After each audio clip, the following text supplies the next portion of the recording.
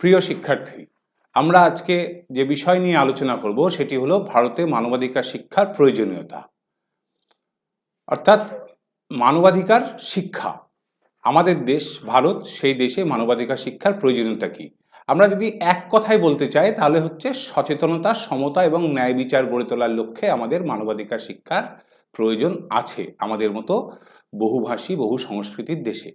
আমাদের দেশ ভিন্ন সংস্কৃতির দেশ, ভিন্ন ভাষার দেশ, প্রচুর ভাষা আছে, বিভিন্ন রকমের সংস্কৃতি আছে, অনেক রকমের ধর্মের মানুষ এখানে বাস করেন, অনেক রকমের রঙের মানুষ বাস করেন। ভৌগোলিকভাবে আমরা বিভিন্নতা আছে আমাদের দেশের। সেই বিভিন্নতার মধ্যে আমাদের প্রত্যেক দেশের নাগরিকের কিভাবে মানবাধিকার সুরক্ষা করা যায়, মানবাধিকার রক্ষা করা যায়, তার লক্ষ্যে আমাদের মানবাধিকার শিক্ষার প্রয়োজনীয়তা আছে। আমরা এই বিষয়ে আজকে বিস্তারিত আলোচনা করব যে ভারতে মানবাধিকার শিক্ষার প্রয়োজনীয়তা কি। আমরা যদি একদম শুরুতে বলি তাহলে হচ্ছে মানবাধিকার শিক্ষা কি সেটা সম্বন্ধে আমাদের জানার দরকার। তাহলে মানবাধিকার শিক্ষা হলো মানবাধিকার সমর্থনকারী জ্ঞান, দক্ষতা এবং মূল্যবোধ প্রচারের লক্ষ্যে যে শিক্ষা, অর্থাৎ মানবাধিকারের যে মূল নীতিগুলি আছে সেই নীতিগুলির সম্বন্ধে জ্ঞান গঠন বা জ্ঞান প্রদান, সেই নীতিগুলি প্রয়োগের ক্ষেত্রে যে দক্ষতার প্রয়োজন সেই দক্ষতা তৈরি করা প্রত্যেক মানুষের মধ্যে, এবং মানবাধিকারের যে মূল্যবোধ আছে সেই মূল্যবোধ প্রচার করে আমাদের সমাজকে পরিবর্তন করা, প্রত্যেক মানুষের মানবাধিকার রক্ষা করার একটা যে লড়াই বা একটা আন্দোলন, সেটাই হচ্ছে মানবাধিকার শিক্ষা। তাহলে যে শিক্ষার মাধ্যমে আমরা মানবাধিকার সমর্থনকারী নীতিগুলি সম্বন্ধে জ্ঞান প্রদান করতে পারি, তার দক্ষতা অর্জন করতে পারি এবং মূল্যবোধের প্রচার করতে পারি, সেই শিক্ষাই হচ্ছে মানবাধিকার শিক্ষা। এবং মানবাধিকার শিক্ষার সংজ্ঞা যদি আমরা দেখি তাহলে দেখব 1993 সালে বিশ্ব মানবাধিকার সম্মেলন থেকে মানবাধিকার শিক্ষাকে যেভাবে সংজ্ঞায়িত করা হয়েছে তা হলো কোট আনকোট সম্প্রদায়ের মধ্যে স্থিতিশীল এবং সুরেলা সম্পর্কের প্রচার ও অর্জন এবং পারস্পরিক বোঝাপড়া, সহনশীলতা এবং শান্তি প্রতিষ্ঠার জন্য অপরিহার্য হিসাবে ঘোষণা করা। এটা হচ্ছে মানবাধিকার শিক্ষাকে এই সম্মেলন অর্থাৎ 1993 বিশ্ব মানবাধিকার সম্মেলন ঘোষণা করে। কি বললাম?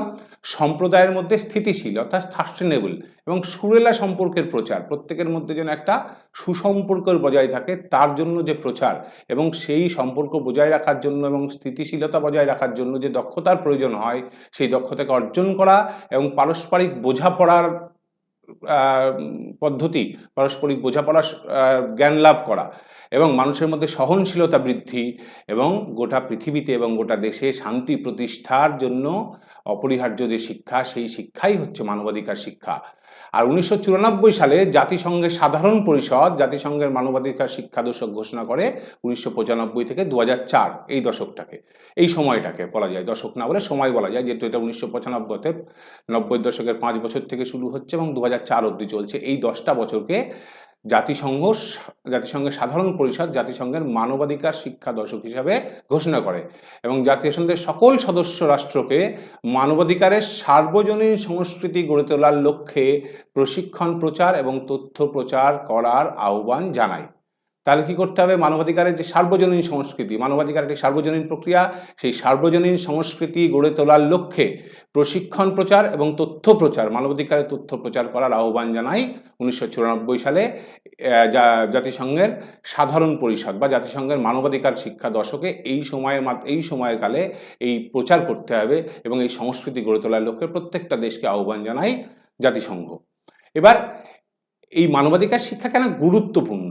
প্রত্যেক ব্যক্তিকে তার অধিকার বা তাদের অধিকারের জন্য দাঁড়ানো বা লড়াই করার ক্ষমতা দেয় মানবাধিকার শিক্ষা। আমাকে, আপনাকে, প্রত্যেককে, আমার পাশে যে আছে তাকে, প্রত্যেককে এই মানবাধিকার শিক্ষা কি করে? প্রত্যেক মানুষকে ক্ষমতা প্রদান করে বা সক্ষম করে তোলে যাতে সে তার নিজের অধিকার এবং অন্যের অধিকারের জন্য লড়াই করতে পারে। আর কি করে? সমাজে শান্তি, সহনশীলতা এবং সমতা প্রচার করে।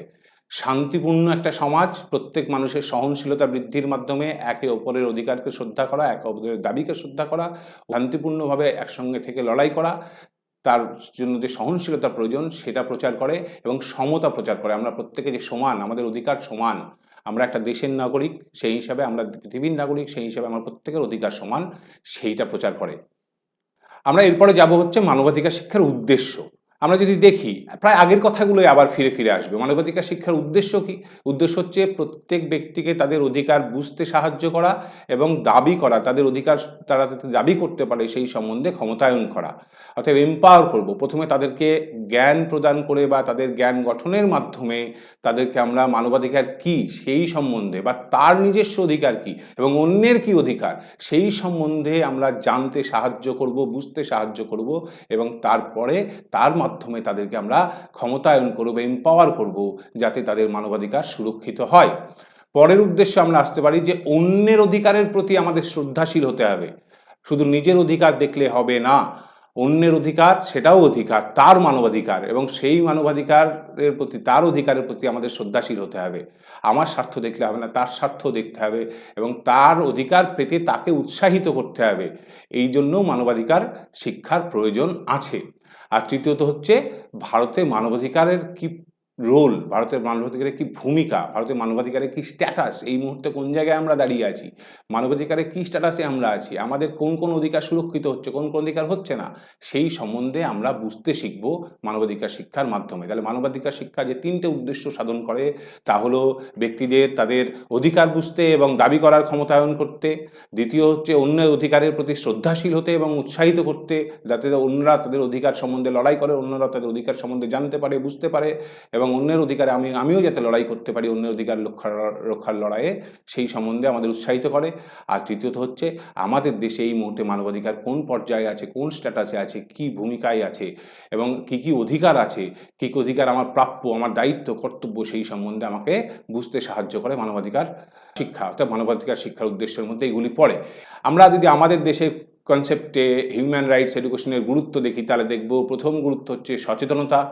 কিসের সচেতনতা? নাগরিকদের তাদের সাংবিধানিক অধিকার সম্বন্ধে এবং কর্তব্য সম্বন্ধে শিক্ষিত করা হয় মানবাধিকার শিক্ষার মাধ্যমে। তাহলে মানবাধিকার শিক্ষার যে প্রয়োজন, প্রথম প্রয়োজন হচ্ছে সচেতনতা বৃদ্ধি।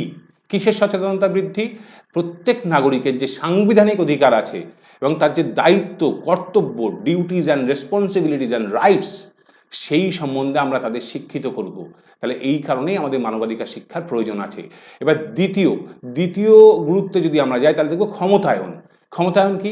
এই প্রান্তিক গোষ্ঠীর মানুষগুলো বা প্রান্তিক সম্প্রদায়গুলি, মানে মার্জিনালাইজড কমিউনিটি, মার্জিনালাইজড পিপুল, তাদের অধিকার।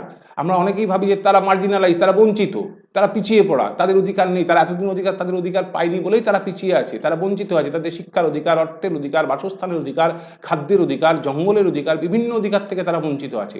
তাই তাদের অধিকারগুলো সম্বন্ধে তাদেরকে ক্ষমতায়ন করতে হবে, যাতে তারা তাদের দাবি, তাদের অধিকার সম্বন্ধে জানতে পারে, সে অধিকার দাবি করতে পারে এবং সেই অধিকার পূরণ করতে পারে, সে অধিকার রক্ষা করতে পারে। তার জন্য তাদের ক্ষমতায়ন করার প্রয়োজন আছে এবং এই ক্ষমতায়ন করার প্রয়োজন থেকে আমাদের দেশে মানবাধিকার শিক্ষার প্রয়োজনীয়তা আমরা অনুভব করি।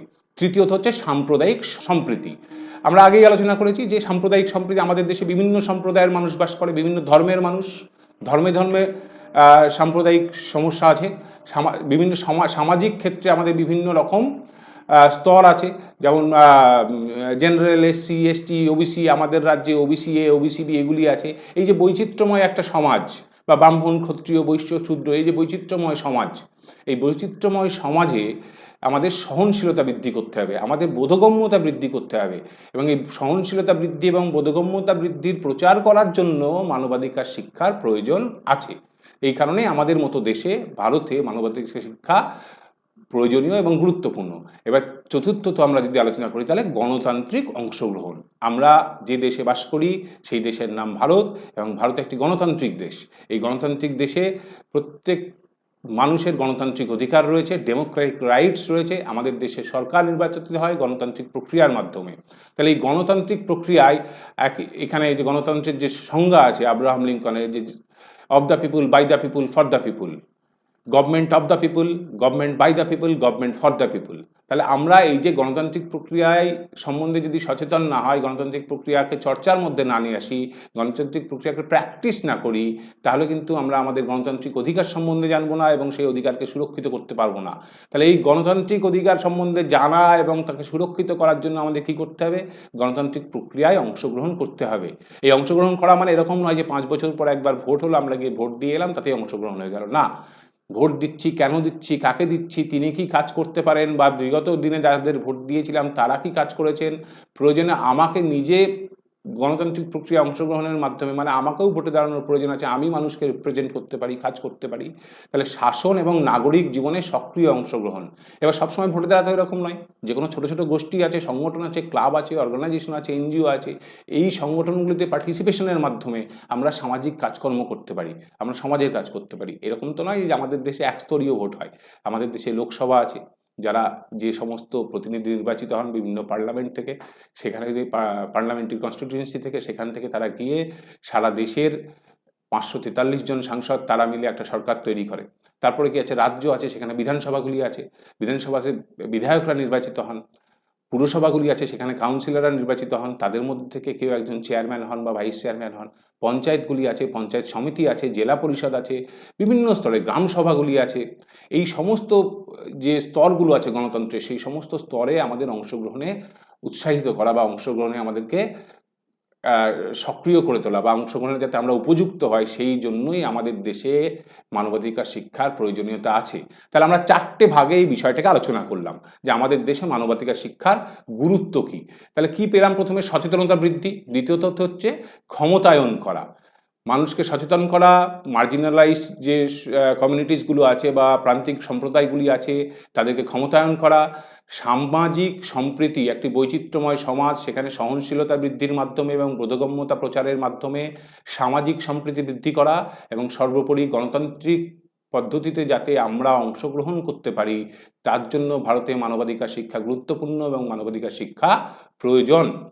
এবার আমরা আসবো যে ভারতে মানবাধিকার শিক্ষা আর যে গুরুত্বের আরও কিছু অংশ আমরা একটু আগে আলোচনা করছিলাম, যে বহু ধর্মীয়, বহুভাষিক, বহু বর্ণভিত্তিক সমাজ, আমাদের সামাজিক বৈষম্য, লিঙ্গ বৈষম্য, বর্ণ বৈষম্য, অর্থনৈতিক বৈষম্য এসব আছে।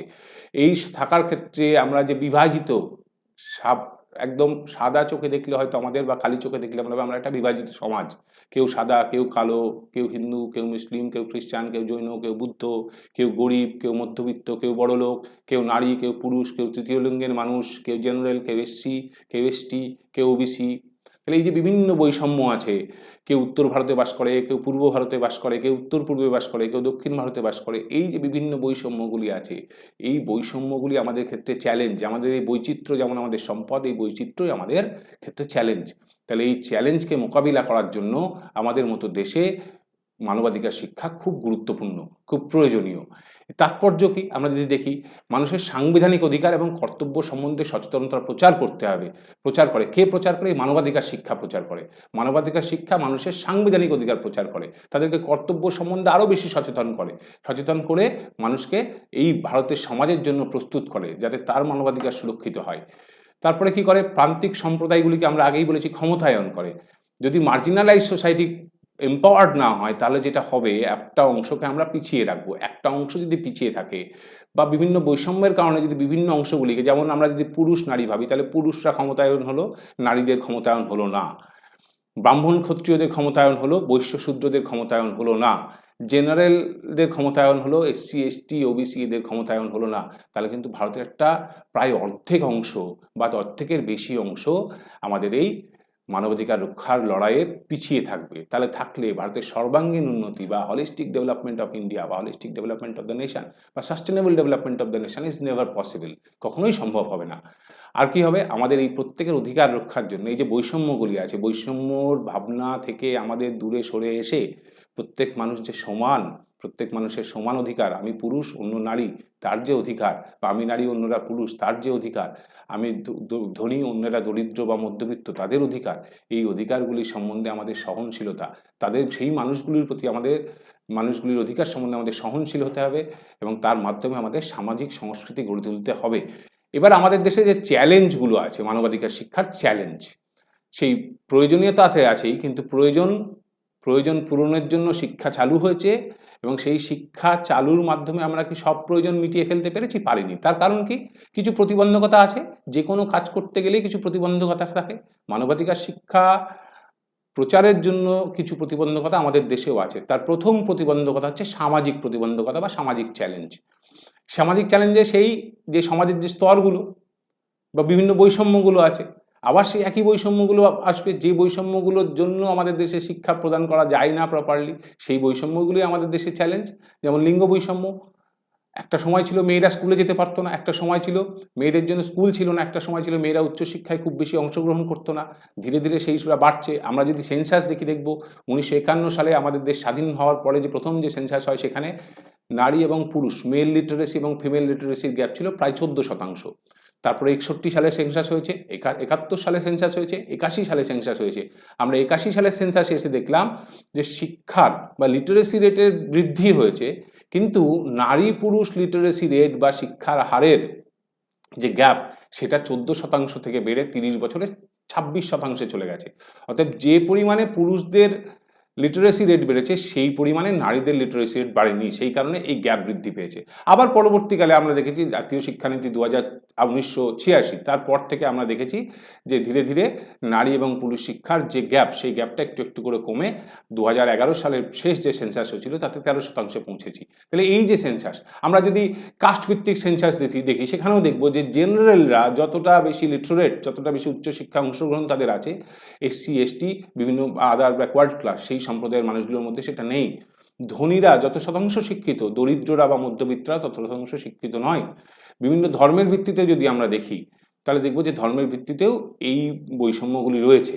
তাহলে এই বৈষম্যগুলি হচ্ছে আমাদের দেশে লিঙ্গ বৈষম্য। আমরা আজকের সমাজে এসেও যদি দেখি যে প্রায় তৃতীয় লিঙ্গকে স্বীকৃতি দিয়েছে আমাদের দেশের আদালত, কিন্তু সেই স্বীকৃতি দেওয়ার পরেও আমরা যদি মূলধারার শিক্ষা ব্যবস্থায় দেখি, তাহলে কতজন তৃতীয় লিঙ্গের মানুষ মূলধারার শিক্ষা ব্যবস্থায় আছে। তাহলে শুধু আইনগত স্বীকৃতি নয়, আমাদের কোথাও সামাজিকভাবে তাদেরকে গ্রহণ করার ক্ষমতা এখনও হয়তো তৈরি হয়নি। তাই কারণে তারা এখনও ঠিকঠাকভাবে আমাদের যে মূলধারার শিক্ষা ব্যবস্থা, মূলধারার যে সামাজিক প্রক্রিয়া, সেখানে অংশগ্রহণ করতে পারছে না। তাই সামাজিক চ্যালেঞ্জের মধ্যে আসছে লিঙ্গ বৈষম্য, বর্ণভিত্তিক বৈষম্য, সহিংসতা, সাম্প্রদায়িকতা, অর্থনৈতিক বৈষম্য। এগুলো অর্থনৈতিক বৈষম্যকে আমরা আরও ডিটেল আলোচনা করতে পারি। তাই দ্বিতীয় চ্যালেঞ্জ হিসেবে আমরা প্রথমেই নেব হচ্ছে অর্থনৈতিক চ্যালেঞ্জ। অর্থনৈতিক চ্যালেঞ্জ কি? আমরা দেখেছি যে ধনী, মধ্যবিত্ত, দরিদ্র, আমরা এই তিনটে ভাগে সাধারণত ভাগ করি, কিন্তু ধনী আর দরিদ্র মাঝে যে মধ্যবিত্ত থাকে তারও বিভিন্ন স্তর আছে, তাকেও আমরা আরও অনেক রকমভাবে ভাগ করতে পারি। আমরা যদি শিক্ষার হারে দেখি, তাহলে ধনীদের যে শিক্ষার হার বা উচ্চ মধ্যবিত্তের যে শিক্ষার হার, নিম্ন মধ্যবিত্তের যে শিক্ষার হার বা দরিদ্রের যে শিক্ষার হার, তাদের হারের মধ্যে কিন্তু অনেক তফাৎ। এবং দরিদ্র মানুষেরা তাদের নিজেদের যে ন্যূনতম নিড, খাদ্য, বস্ত্র, বাসস্থান, সেই নিড পূরণ করতে গিয়ে যে ধরনের চ্যালেঞ্জের সম্মুখীন হয়, তারপরে তাদের বাড়ির শিশুদেরও তারা শ্রমে যুক্ত করতে বাধ্য হয়। তাই আমাদের মতো দেশে বা আমাদের শুধু আমাদের দেশ নয়, আমাদের মতো তথাকথিত তৃতীয় বিশ্বের দেশগুলিতে বা ডেভেলপিং কান্ট্রিজগুলিতে বা আন্ডার ডেভেলপ কান্ট্রিজগুলিতে আমরা দেখব শিশুশ্রম একটা বিরাট সমস্যা। যে বয়সে শিশুদের বিদ্যালয়ে যাওয়ার কথা, শিক্ষা গ্রহণ করার কথা, সে বয়সে তারা কি করে? তারা কাজ করতে বাধ্য হচ্ছে, তারা শিক্ষা গ্রহণ করতে পারছে না। তাহলে দারিদ্র্যের ফল হিসাবে শিশুশ্রম, এবং তার ফল হিসাবে যেটা আসে শোষণ। ধনীর তার পয়সার ক্ষমতায় বা তার অর্থের ক্ষমতায় সে কি করছে? দরিদ্র এবং মধ্যবিত্ত শ্রেণীকে শোষণ করছে। সবাই সবার নিচু স্তরের বা পরের স্তরের যে মানুষরা আছে, তথাকথিত পরের স্তর, সেই পরের স্তরের মানুষের উপরে শোষণ চালাচ্ছে। তাহলে অর্থনৈতিক চ্যালেঞ্জ একটা বড় চ্যালেঞ্জ আমাদের মতো দেশে এই মানবাধিকার শিক্ষা প্রচারের জন্য। সেই চ্যালেঞ্জকে অতিক্রম করার জন্য কি দরকার, কি প্রয়োজন? আবার মানবাধিকার শিক্ষারই প্রয়োজন, যাতে এই দরিদ্র বা মধ্যবিত্ত এরা, যারা শিশু, তারা যারা শ্রম করতে বাধ্য হচ্ছে, শিশু শ্রমে যুক্ত হতে বাধ্য হচ্ছে, তারাও জানুক তাদের অধিকার হচ্ছে ফ্রি অ্যান্ড কম্পালসারি এডুকেশন। আমাদের দেশের সংবিধান সেই অধিকার দিয়েছে একটা বাচ্চাকে। আর কি? শোষণ। কোনো মানুষ কাউকে শোষণ করতে পারে না। প্রত্যেক মানুষের নিজস্ব অধিকার আছে। তিনি ধনী বলে, অন্য একজন ধনী বলে তিনি আমাকে শোষণ করবেন, এই অধিকার তার নেই। তাহলে মানবাধিকার শিক্ষার ক্ষেত্রে অর্থনৈতিক চ্যালেঞ্জ যেমন একটা বড় চ্যালেঞ্জ, কিন্তু এই চ্যালেঞ্জকে প্রতিহত করে আমাদের সামনে এগোনোর জন্য যে শিক্ষার প্রয়োজন, সেটাও মানবাধিকার শিক্ষা। আর কি? সচেতনতার ঘাটতি। যে শিক্ষা ব্যবস্থা আমাদের দেশে চলে বা আমরা যে শিক্ষা ব্যবস্থায় অভ্যস্ত হয়ে পড়েছি, সেই শিক্ষা ব্যবস্থা সাধারণ জনগণের মধ্যে মানবাধিকার সম্পর্কে কি সঠিক ধারণা প্রচার করতে পারছে? মানবাধিকার সম্বন্ধে বিস্তারিত সচেতনতা প্রচার করতে পারছে? হয়তো থিওরিটিক্যালি আমরা ভাবি পারছে, কিন্তু সত্যি সত্যিই পারে না। সম্পূর্ণ ধারণা, সম্পূর্ণ মানবাধিকার সম্বন্ধে সম্পূর্ণ ধারণা প্রচার করতে বা সচেতন করতে সেই শিক্ষা ব্যবস্থা বা সেই সমাজ ব্যবস্থা বা সেই অর্থনৈতিক ব্যবস্থা আমাদের মতো দেশে এখনো নেই। তাহলে সাধারণ জনগণের মধ্যে আমাদের দেশের সংবিধানের অধিকার সম্বন্ধে প্রচার করতে গেলে বা মানবাধিকারের বিভিন্ন নীতিগুলি সম্বন্ধে সচেতনতা তৈরি করতে গেলে, মানবাধিকার সম্বন্ধে প্রচার করতে গেলে, ক্যাম্পেইন করতে গেলে, কর্মশালার আয়োজন করে তাদেরকে আরও বেশি সচেতন করার ক্ষেত্রে কিছু সমস্যা আছে। সেই সমস্যাগুলোর জন্য মানুষের সচেতনতার ঘাটতি থেকে যাচ্ছে। এবং এসব ক্ষেত্রে দেখা যায় যে কেউ কোনো এনজিও বা সরকার হয়তো সচেতন করতেও চাইছে, কিন্তু মানুষ সক্রিয়ভাবে সেই সচেতনতার প্রক্রিয়া অংশগ্রহণ করছে না। এর কারণও কিন্তু সেই সচেতনতার অভাব। তাহলে একদম তৃণমূল স্তর থেকে বা শিক্ষার একদম প্রাথমিক স্তর, আমরা আগে প্রাথমিক স্কুল বলতাম, এখন তারও আগে একটা অংশ আমাদের জাতীয় শিক্ষানীতি 2020 যুক্ত করেছে, সেটা হচ্ছে আর্লি চাইল্ড কেয়ার এডুকেশন। মানে প্রায় 3 বছর বয়স থেকে যে শিক্ষা ব্যবস্থা শুরু হচ্ছে, ফর্মাল এডুকেশনাল সিস্টেম, সেখান থেকে মানুষকে বা বাচ্চাদেরকে প্রথম থেকেই সচেতন করতে হবে মানুষের অধিকার সম্বন্ধে এবং মানবাধিকার শিক্ষা সম্বন্ধে। তাহলে মানবাধিকার শিক্ষার মাধ্যমেই কিন্তু এটা এই ঘাটতিকেও পূরণ করতে পারি। তাহলে সচেতনতার ঘাটতি একটা বড় চ্যালেঞ্জ, এবং এই চ্যালেঞ্জকে পূরণ করার জন্য মানবাধিকার শিক্ষার প্রয়োজন। আর কি? শিক্ষাগত চ্যালেঞ্জ। স্কুল পাঠ্যক্রমগুলিতে আমরা জানি যে স্কুল পাঠ্যক্রমগুলিতে মানবাধিকার শিক্ষা বলে আলাদা করে হয়তো কিছু থাকে না, কোথাও কোথাও অংশ থাকে। আমরা আজকে এই গ্র্যাজুয়েশন লেভেলে এসে আমাদের শিক্ষা বিজ্ঞান বিষয়ে একটা অংশ হিসেবে মানবাধিকার পড়ছি, কিন্তু আমরা যদি মনে করে দেখি আমাদের প্রাথমিক স্কুলের যে পাঠ্যক্রম বা মাধ্যমিক স্কুলের যে পাঠ্যক্রম বা উচ্চ মাধ্যমিকের যে পাঠ্যক্রম, সেখানে কি কোথাও মানবাধিকার শিক্ষা সম্বন্ধে বিস্তারিত আলোচনা ছিল? মনে হয় না। তাই স্কুল পাঠ্যক্রমগুলিতে বা বিশেষত স্কুল পাঠ্যক্রমগুলি, উচ্চশিক্ষার পাঠ্যক্রমে তো অবশ্যই যুক্ত করতে হবে এবং কিছু কিছু ক্ষেত্রে যুক্ত আছেও, স্কুল পাঠ্যক্রমগুলিতে বিশেষত মানবাধিকার শিক্ষাকে একীকরণ করার অভাব রয়েছে। এবং এই যে শুধু তো পাঠ্যক্রমে যুক্ত করলেই হবে না, সেই পাঠ্যক্রমে যুক্ত করে সেই বিষয়টিকে খুব সুন্দরভাবে প্রত্যেক বাচ্চার সামনে, প্রত্যেক শিক্ষার্থীর সামনে উপস্থাপন করতে হবে, যাতে তাদের মধ্যে সেই সচেতনতা তৈরি হয়। এই কাজটা কারা করেন? শিক্ষক শিক্ষিকারা করেন। তাহলে শিক্ষক শিক্ষিকারা কি হঠাৎ করে এটা করতে পারবেন না? প্রত্যেক পেশায় প্রশিক্ষণের প্রয়োজন আছে, শিক্ষক শিক্ষিকাদেরও প্রশিক্ষণের প্রয়োজন আছে। তাই শিক্ষকদের অপর্যাপ্ত প্রশিক্ষণ রয়েছে। প্রপারলি আমাদের দেশের প্রত্যেক মানুষকে বা প্রত্যেক শিক্ষক শিক্ষিকাকে মানবাধিকার শিক্ষা সম্বন্ধে ওরিয়েন্টেড করা যায়নি, প্রশিক্ষিত করা যায়নি। তার ফলে মানবাধিকার শিক্ষার যেটুকু পাঠ্যক্রমে রয়েছে সেটুকু ক্লাসরুমে আমাদের প্রয়োগ হয় না এবং তার মাধ্যমে আমরা সচেতন করে উঠতে পারি না। তাহলে শিক্ষা, আমাদের যে তথাকথিত শিক্ষা ব্যবস্থা বা প্রথাগত শিক্ষা ব্যবস্থা আছে, সেটাও কিন্তু একটা বড় চ্যালেঞ্জ। তাহলে এই চ্যালেঞ্জকে অতিক্রম করতে গেলে আমাদের কি করতে হবে? শিক্ষা ব্যবস্থার পরিবর্তন করতে হবে বা পাঠ্যক্রমগুলিতে মানবাধিকার শিক্ষাকে অন্তর্ভুক্তিকরণ করতে হবে, একীকরণ করতে হবে। আইসোলেটেড একটা পার্ট হিসেবে অন্তর্ভুক্তিকরণ করলে হবে না, ইনক্লুশন, ইন্টিগ্রেশন, অ্যাসিমিলেশন করতে হবে, তবেই আমরা এগোতে পারবো। এবার ভারতে মানবাধিকার শিক্ষার ক্ষেত্রে যে সুবিধাগুলি আছে, আমরা চ্যালেঞ্জগুলো নিয়ে আলোচনা করলাম। এবার তার মানে এই নয় যে আমাদের দেশে কোনো কাজ হয় না, আমাদের দেশে অনেক রকম কাজ হয় এবং নিরবিচ্ছিন্ন প্রক্রিয়া চলছে মানবাধিকার শিক্ষাকে আরও কী করে প্রচার করা যায় তাই নিয়ে। মানবাধিকার শিক্ষার ক্ষেত্রে আমাদের দেশে আমরা দেখেছি যে প্রথমত যে সুবিধা, সেটা হচ্ছে সমতা প্রচার করে। আমরা বৈষম্যপূর্ণ একটা দেশে বাস করি, সেখানে জাতি, লিঙ্গ, ধর্ম ইত্যাদির ভিত্তিতে বৈষম্য হ্রাস করে সমতা প্রচারের ক্ষেত্রে মানবাধিকার শিক্ষা গুরুত্বপূর্ণ ভূমিকা গ্রহণ করছে এবং করেও চলবে। এবার এই কারণে মানবাধিকার শিক্ষার প্রয়োজন আছে যে কী করে আমরা এই বৈষম্য আরও বেশি করে হ্রাস করব। দ্বিতীয়ত হচ্ছে দুর্বল গোষ্ঠীগুলিকে ক্ষমতায়ন করার জন্য মানবাধিকার শিক্ষা কাজ করে চলেছে এবং আগামী দিনেও মানবাধিকার শিক্ষা কাজ করবে। আমাদের দেশে প্রচুর ধরনের প্রান্তিক মানুষ আছে। এই বৈষম্যের কথা বললাম, এই বৈষম্য থেকেই আমাদের প্রান্তিক গোষ্ঠীগুলি বা দুর্বল গোষ্ঠীগুলি আসবে, যেমন নারী, শিশু, পিছিয়ে পড়া সম্প্রদায়, আদিবাসী সম্প্রদায়, অর্থনৈতিকভাবে দুর্বল সম্প্রদায়। এই যে প্রান্তিক গোষ্ঠীগুলি বা দুর্বল গোষ্ঠীগুলি আছে, তাদেরকে মানবাধিকার শিক্ষার মাধ্যমে তাদেরকে ক্ষমতায়িত করে আমরা তাদেরকে মূলধারায় নিয়ে আসতে পারবো। এটা আমাদের দেশে মানবাধিকার শিক্ষার একটি সুবিধা। এবার মানবাধিকার শিক্ষার তৃতীয় সুবিধা নিয়ে যদি আমরা আলোচনা করি, তাহলে দেখব প্রান্তিক গোষ্ঠীগুলিকে ক্ষমতায়িত করা। যেমন দুর্বল গোষ্ঠীগুলির কথা বললাম, যেমন নারীদেরকে উইকার সেক্স বলা হয়। তার মানে কি? পুরুষরা হচ্ছে স্ট্রঙ্গার সেক্স, নারীরা হচ্ছে উইকার সেক্স। না, এবার এই ধারণার থেকে বেরিয়ে আসার জন্য যেমন প্রয়োজন ছিল প্রান্তিক, সামাজিকভাবে প্রান্তিক, যেমন দলিত সম্প্রদায়, সংখ্যালঘু, এরা সামাজিকভাবে প্রান্তিক, অর্থনৈতিকভাবে প্রান্তিক, তাদেরকে ক্ষমতায়িত করে তাদেরকেও মূল ধারার ব্যবস্থায় নিয়ে আসার জন্য, মূল সামাজিক ধারায়, মূল শিক্ষার ধারায়, মূল অধিকারের ধারায় নিয়ে আসার জন্য মানবাধিকার শিক্ষা গুরুত্বপূর্ণ ভূমিকা গ্রহণ করে এবং গুরুত্বপূর্ণ ভূমিকা গ্রহণ করে একটা সুবিধা প্রদান করে। এরপর আসবো সামাজিক সম্প্রীতি প্রচার।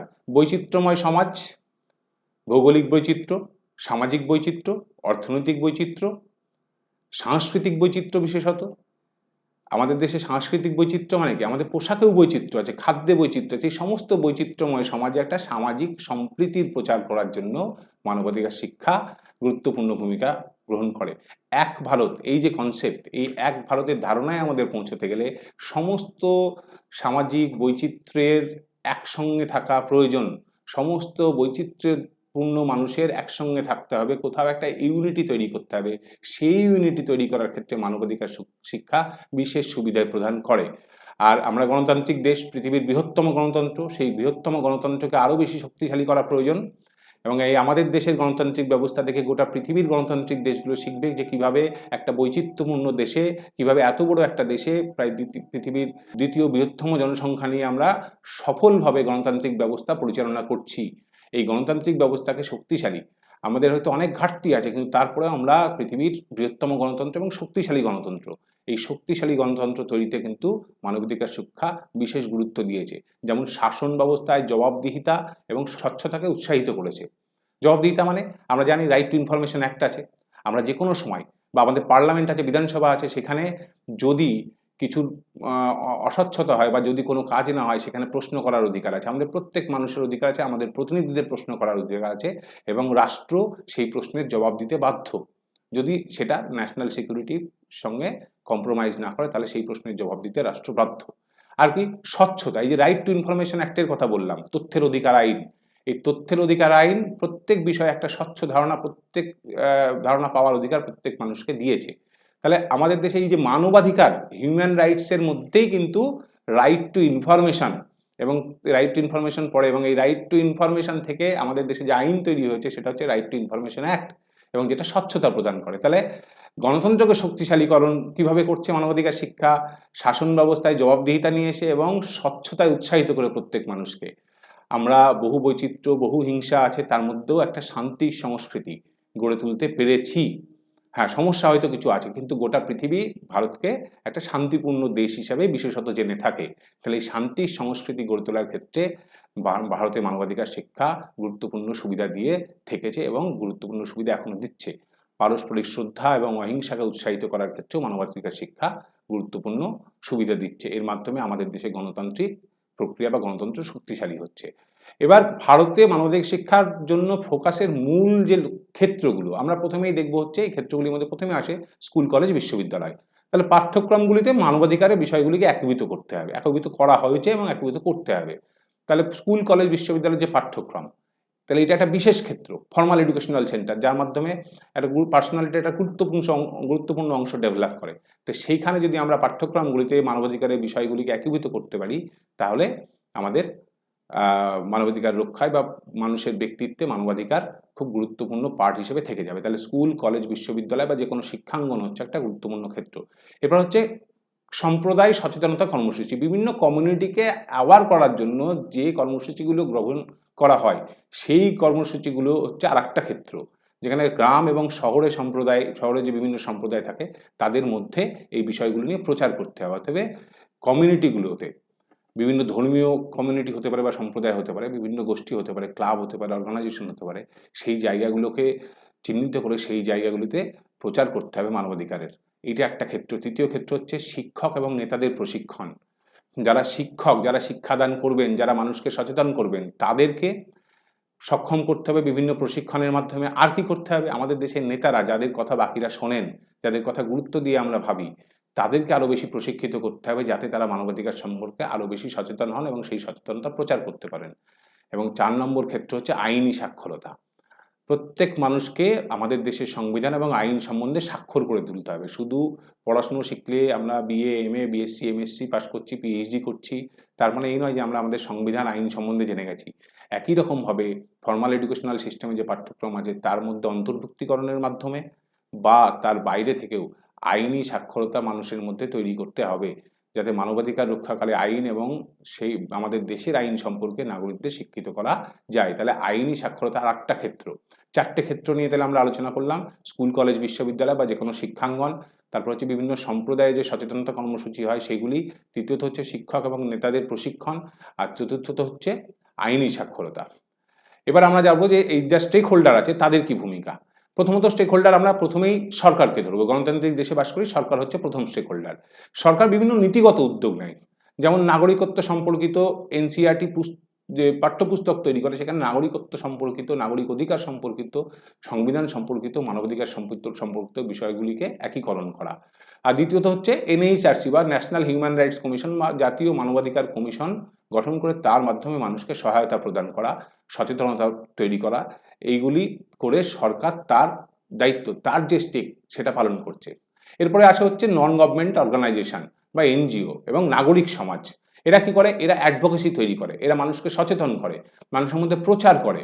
কি প্রচার করে? সাংবিধানিক অধিকার, মানবাধিকার নিয়ে প্রচার করে এবং তৃণমূল পর্যায়ে একদম গ্রাসরুট লেভেলে মানুষের সঙ্গে মিশে এই সংগঠনগুলি বা নাগরিক সমাজ বা এনজিওগুলি কাজ করে এবং এই মানুষের সঙ্গে মিশে মানুষকে গ্রাম, শহর, বিভিন্ন জায়গায় মানুষকে তারা সচেতন করে তোলে। এরপরে মিডিয়া, মিডিয়া একটা গুরুত্বপূর্ণ অংশ। Print media, electronic media, social media, বিভিন্ন রকম। এখনকার যুগে সোশ্যাল মিডিয়া আরও বেশি গুরুত্বপূর্ণ। তাহলে এই মিডিয়া কি করবে? মানবাধিকারের বিষয়গুলি তুলে ধরা এবং সংলাপ, মানবাধিকারের যে ডায়ালগ বা ডিসকোর্সগুলো আছে সেই ডিসকোর্সগুলোকে আরও বেশি করে প্রচার করবে। আজকালকার যুগে সামাজিক মাধ্যম একটা গুরুত্বপূর্ণ মাধ্যম, ওই জন্য বিভিন্ন ধরনের প্রচার সামাজিক মাধ্যমে আরও ভালো করে করা যায়। ইলেকট্রনিক মিডিয়া, প্রিন্ট মিডিয়াতেও যেমন হয়, একই রকমভাবে সামাজিক মাধ্যমেও এই মানবাধিকারের বিষয়গুলি সম্বন্ধে নিরবিচ্ছিন্ন শিক্ষাদান বা প্রচারের প্রয়োজন আছে সচেতনতা তৈরির জন্য। আর শিক্ষা প্রতিষ্ঠানগুলোতে প্রথমত হচ্ছে সমতা, ন্যায় বিচার, ইনক্লুশন, ভ্যালু, এগুলো শিক্ষা প্রতিষ্ঠানগুলোতে প্রথমত প্র্যাকটিস করতে হবে, তাদের শেখাতে হবে এবং প্র্যাকটিস করতে হবে, তবেই সমাজে এটার প্রভাব পড়বে এবং সমাজেও সমতা, ন্যায় বিচার, অন্তর্ভুক্তি বা ইনক্লুশন এবং মূল্যবোধের শিক্ষা সামাজিক স্তরে কাজ করবে, তার থেকে আমাদের দেশীয় স্তরে কাজ করবে এবং আমরা এক দেশ, এক ভারত, এক মানুষ হিসাবে কাজ করতে পারবো। তাহলে এই যে বিভিন্ন অংশীদার, সরকার, এনজিও এবং নাগরিক সমাজ, মিডিয়া, বিভিন্ন শিক্ষা প্রতিষ্ঠান, তাদের প্রত্যেকের আলাদা আলাদা ভূমিকা আছে মানবাধিকার শিক্ষাকে প্রয়োজনীয় করে তোলার জন্য, মানবাধিকার শিক্ষার মাধ্যমে যে প্রয়োজন সেগুলোকে পূরণ করার জন্য। তাহলে সরকার কি উদ্যোগ নিয়েছে? সরকার আমরা দেখেছি এনসিএফ 2000 বা এনসিএফ 2005, জাতীয় পাঠ্যক্রম কাঠামো যেটা বলি আমরা, 2000 সাল এবং 2005, এর মাধ্যমে সমতা এবং ন্যায় বিচারের মতো মূল্যবোধকে অন্তর্ভুক্তিকরণ করেছে। আর এনসিইআরটি যে পাঠ্যপুস্তক তৈরি করেছে তার মধ্যেও সাংবিধানিক অধিকার এবং কর্তব্য সম্বন্ধে বিভিন্ন বিষয় ইনক্লুড করেছে এবং আমাদেরকে সেই সম্বন্ধে সচেতন করেছে। এনজিওগুলি যে প্রচেষ্টাগুলি করছে, এনজিও যেমন অ্যামনেস্টি ইন্টারন্যাশনাল বা PUCL, people's union for civil liberties, এদের মতো অর্গানাইজেশনগুলো নিরবচ্ছিন্ন কাজ করে যাচ্ছে মানুষের মধ্যে এই ধারণাগুলোকে প্রচার করার জন্য এবং মানুষকে ক্ষমতায়িত করার জন্য।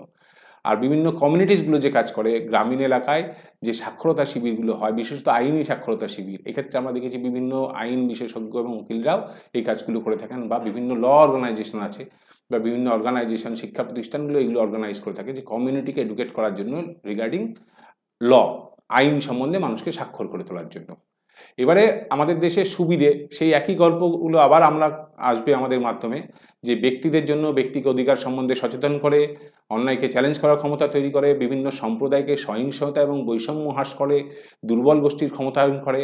আর একদম আমরা যদি আমাদের গোটা দেশের জাতির জন্য ভাবি, তাহলে দেখবো যে সচেতন নাগরিকদের আরও বেশি সচেতন করে বা ক্ষমতায়ন করে শক্তিশালী গণতন্ত্র তৈরি করে, সমতা, ন্যায় বিচার এবং শান্তির প্রচার করে। ভারতে এই মানবাধিকার শিক্ষা শক্তিশালীকরণের জন্য যে সুপারিশগুলো আমরা করতে পারি সেটা হলো নীতিগত পরিবর্তন। স্কুল পাঠ্যক্রমে যে সমস্যাগুলি এখনও রয়েছে সেইগুলিকে মানবাধিকার শিক্ষার বাধ্যতামূলক অন্তর্ভুক্তি করে পাঠ্যক্রমের পরিবর্তন করতে হবে।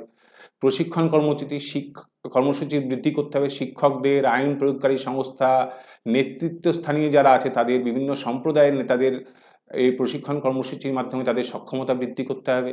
সচেতনতার প্রচারও করতে হবে, নাগরিকদের তাদের অধিকার সম্বন্ধে আরও বেশি শিক্ষিত করার জন্য দেশব্যাপী উদ্যোগ নিতে হবে। সরকার এবং এনজিও এবং লোকাল স্তরের যে সংগঠনগুলো আছে তাদের মাধ্যমে সহযোগিতার বৃদ্ধি করতে হবে। সরকার সহযোগিতা বৃদ্ধি করবে, এনজিওগুলি, শিক্ষা প্রতিষ্ঠানগুলি, বিভিন্ন organisation, government, non government organisation, educational institution, এদের মধ্যে যে একটা শেয়ারিং অ্যাটিটিউড থাকবে, যে অংশীদারিত্বের কনসেপ্ট থাকবে বা ভাগাভাগি করে সমস্ত তর্কে সহযোগিতা করার যে ধারণ থাকবে সেইটা করতে হবে।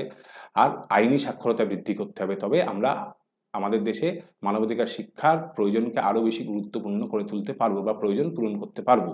আমরা অবশেষে বলতে পারি যে একটি ন্যায়সঙ্গত মানবাধিকার শিক্ষা একটি ন্যায়সঙ্গত, অন্তর্ভুক্তিমূলক এবং ন্যায়সঙ্গত ভারত গঠনের জন্য অপরিহার্য। মানবাধিকার শিক্ষা কি করে? ব্যক্তিদের ক্ষমতায়িত করে, সম্প্রদায়কে আরও বেশি শক্তিশালী করে এবং জাতীয় ঐক্যকে লালন করে। এক ভারত গঠন করার জন্য বা ওয়ান ইন্ডিয়া গঠন করার জন্য এই মানবাধিকার শিক্ষা গুরুত্বপূর্ণ এবং প্রয়োজনীয়। তাই প্রত্যেক মানুষকে আহ্বান করা হচ্ছে যে ক্ষমতায়নে শিক্ষিত করুন। মানবাধিকার শিক্ষার সচেতনতা তৈরি করে তার মাধ্যমে মানুষকে ক্ষমতায়িত করে একটি উন্নত ভারত গড়ে তোলার জন্য সবাইকে আহ্বান করা হয়। আমরা যারা ছাত্র সমাজ বা শিক্ষক সমাজ, আমরা দেশের একটা গুরুত্বপূর্ণ স্তম্ভ, সেই স্তম্ভ থেকে আমাদের যেটা ভাবতে হবে যে আমরা সেই স্তম্ভ আমাদেরকে আরও বেশি গুরুত্বপূর্ণ ভূমিকা নিতে হবে, যাতে আমরা নিজেরা সচেতন হয়, অন্যের সচেতনতা তৈরি করতে পারি, অন্যের প্রতি সহানুভূতিশীল হতে পারি এবং অন্যকে ক্ষমতায়িত করে একটা উন্নত ভারত গড়ে তুলতে পারি। তবে মানবাধিকার শিক্ষার যে প্রয়োজনীয়তাগুলি সেটা পূর্ণরূপ পাবে। আমরা এরপরে যে প্রশ্নগুলো আজকের আলোচনা থেকে করতে পারি সেটা হচ্ছে মানবাধিকার শিক্ষা কি। আমরা এই বিষয়ে বিস্তারিত আলোচনা করেছি যে শিক্ষা মানুষের অধিকার রক্ষার যে নীতি, সেই নীতি সম্বন্ধে সচেতন করে, প্র্যাকটিসে সহায়তা করে এবং সেই নীতির মাধ্যমে ক্ষমতায়নে সহায়তা করে, তা হচ্ছে মানবাধিকার শিক্ষা। শিক্ষার বর্তমান পটভূমি আমরা আলোচনা করেছি, এইটা একটা আজকে দ্বিতীয় প্রশ্ন ছিল। তৃতীয় প্রশ্ন হিসেবে আমরা আলোচনা করতে পারি ভারতে মানবাধিকার শিক্ষার সুবিধেগুলি কী কী। আমরা সুবিধেগুলি জানলাম যে এই যে বৈষম্যমূলক সমাজে আমরা বাস করি, সেখান থেকে বৈষম্য দূর করে এক ভারত গঠন করা, এইরকম যে সুবিধাগুলি আছে সেই সুবিধাগুলি সম্বন্ধে আমরা আলোচনা করেছি। মানবাধিকার শিক্ষার চ্যালেঞ্জ সম্বন্ধে আমরা আলোচনা করেছি। অর্থনৈতিক বৈষম্য, সামাজিক বৈষম্য, পাঠ্যক্রমের যে সমস্যা রয়েছে সেই সমস্যাগুলি নিয়ে আমরা আলোচনা করেছি। সেইগুলি হচ্ছে চ্যালেঞ্জ। আর ভারতে মানবাধিকার শিক্ষার শক্তিশালীকরণের জন্য কি করা যেতে পারে? পাঠ্যক্রমে পরিবর্তন করতে হবে, সরকারকে আরও বেশি গুরুত্বপূর্ণ ভূমিকা নিতে হবে, এনজিওগুলিকে ভূমিকা গ্রহণ করতে হবে। আর কি করতে হবে? লোকাল যে অর্গানাইজেশনগুলো আছে, আমরা যে ছাত্র সমাজ বা শিক্ষক সমাজ আছি, আমাদের গুরুত্বপূর্ণ ভূমিকা গ্রহণ করতে হবে মানবাধিকার শিক্ষাকে আরও বেশি শক্তিশালী করার জন্য। তা আমরা এই বিষয়ে যে বিষয়গুলি আমরা আলোচনা করেছি তার জন্য যে তথ্যগুলি নিয়েছি, যেমন ভারতের সংবিধান, তার মৌলিক অধিকার এবং কর্তব্য, জাতীয় মানবাধিকার কমিশন থেকে যে প্রতিবেদনগুলি বেরিয়েছে সেই প্রতিবেদনগুলি, মানবাধিকার শিক্ষা এবং প্রশিক্ষণ সম্পর্কিত জাতিসংঘের ঘোষণাপত্র এবং এনজিওগুলির যে কেস স্টাডি এবং একাডেমিক গবেষণাগুলি আছে, সেই সমস্ত গবেষণাগুলি আমরা আমাদের তথ্য হিসাবে আজকে নিয়ে আলোচনা করেছি। তাহলে আমরা এই সমস্ত কিছুর মাধ্যমে আমরা জানলাম যে ভারতে মানবাধিকার শিক্ষা কতটা প্রয়োজন এবং আমাদের মতো একটা বহু সংস্কৃতি, বহু ভাষার দেশে, বৈচিত্র্যপূর্ণ দেশে মানবাধিকার শিক্ষা কতটা গুরুত্বপূর্ণ এবং কতটা প্রয়োজনীয়। এবং এই প্রয়োজনীয়তার ক্ষেত্রে যে চ্যালেঞ্জগুলি আছে, সেই চ্যালেঞ্জগুলিকে অতিক্রম করার জন্য যেটা প্রয়োজন সেটাও মানবাধিকার শিক্ষা।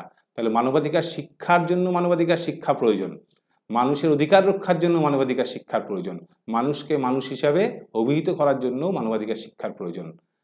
এইভাবে আমরা মানবাধিকার শিক্ষার প্রয়োজনীয়তা সম্বন্ধে আজকে আলোচনা করলাম। ধন্যবাদ।